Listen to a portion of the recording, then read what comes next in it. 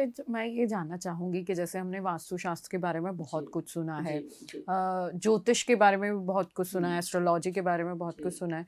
तो एस्ट्रो और वास्तु ये किसका संगम है और क्या पद्धति है, कैसे ये शुरू हुआ है?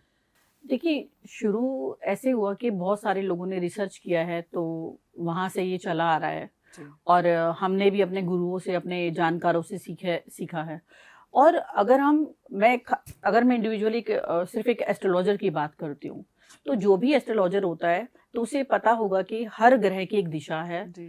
और 12 जब घर हमारी कुंडली में बनते हैं, तो हर घर को हम एक दिशा से जोड़ के देखते हैं। क्योंकि जो वास्तु पुरुष है, वो पूरी डिवाइड किया हुआ है ना? तो हमारी 8 दिशा है, 4 दिशा है, फिर उसमें 8 होती है, 8 के बाद में 16 होती है। तो वो इस तरीके से लेके हमने उसको वास्तु में डिवाइड किया हुआ है और उसके अकॉर्डिंग ही हम ग्रहों की दिशाएँ, फिर उनके देवता, फिर उनके डेटीज़, बहुत सारी चीज़ों को हम लेके चलते हैं, तो हम एक प्रॉपर वास्तु करते हैं। लेकिन जब इसको हम शॉर्ट फॉर्म में करते हैं कि हम बहुत कुछ नहीं करना चाहते, ठीक है? और या फिर हम असमर्थ हैं कि पूरा वास्तु करवाएँ अपने घर में, तो एटलीस्ट एस्ट्रो वास्तु से आप कुछ तो ठीक कर सकते हैं, जो आपकी प्रॉब्लम को रिलीव करे और आपको ये आगे बढ़ने में मदद करे। और मेरे ख्याल से ये बहुत ज्यादा ऑथेंटिक भी रहेगा क्योंकि बिल्कुल, आपकी कुंडली भी सामने कुंडली के है और अकॉर्डिंग कुंडली करना के है। हिसाब से जब देखा जाता है बिल्कुल। कुछ भी चीजें तो वो तो ऑथेंटिक जी, होती ही हैं। जी। अगर जैसे किसी की लाइफ में बहुत ज्यादा प्रॉब्लम्स हाँ आ जी, रहे हैं, जी। ठीक है, और मैं हुँ। मतलब मेरी लाइफ में बहुत सारे हाँ प्रॉब्लम्स जी। हैं, मैं आपके पास आई जी, जी। कि मेरी चीजें क्या खराब हैं, आप देख लीजिए, मैंने जी। आपको अपनी कुंडली दी।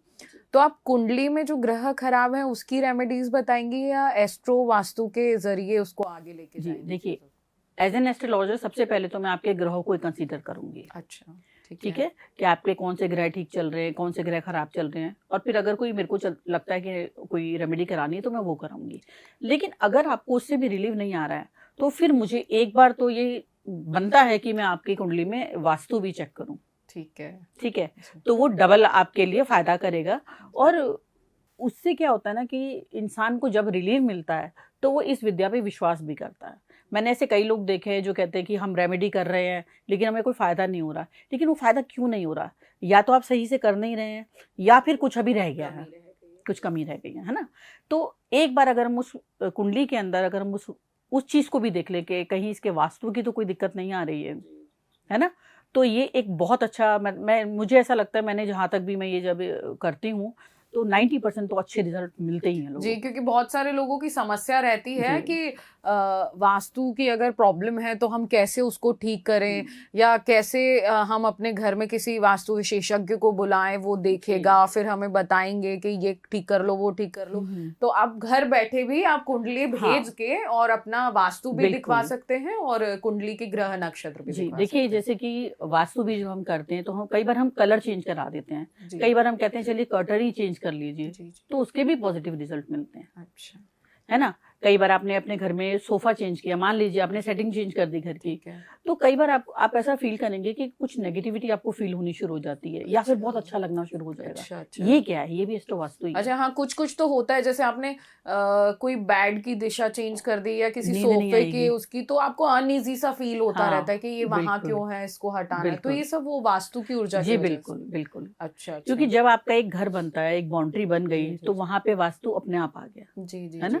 एक बाउंड्री जब जी। बन गई आपके ऑफ़िस की, कहीं की भी, तो जब बाउंड्री बन गई तो वास्तु अपने आप यहाँ पर आ गया। अब अगर उस दिशा वास्तु पुरुष के अकॉर्डिंग वो चीज़ें नहीं होंगी, तो वो चीज़ें वहाँ पर आपको प्रॉब्लम करेंगी ही करेंगी, बॉदर करेंगी ही करेंगी।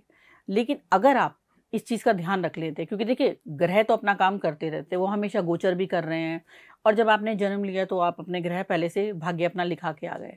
तो उसको हम चेंज तो नहीं कर सकते, लेकिन रिलीफ़ तो आपको मिल सकता है। और यही हम ज्योतिष में भी करते हैं कि आपके ग्रह गोचर के अकॉर्डिंग आपको बताते हैं, सजेशन देते हैं, रेमेडीज़ कराते हैं या अच्छे-बुरे समय के बारे में बताते हैं। लेकिन अगर फ़र्क नहीं पड़ रहा तो हम एक बार उस वास्तु को भी देख सकते हैं। इसी प्रकार की वीडियोस देखने के लिए हमें सब्सक्राइब करना ना भूलें और एस्ट्रोलॉजी से जुड़ी लेटेस्ट जानकारी के लिए डाउनलोड करें माई ज्योतिष ऐप।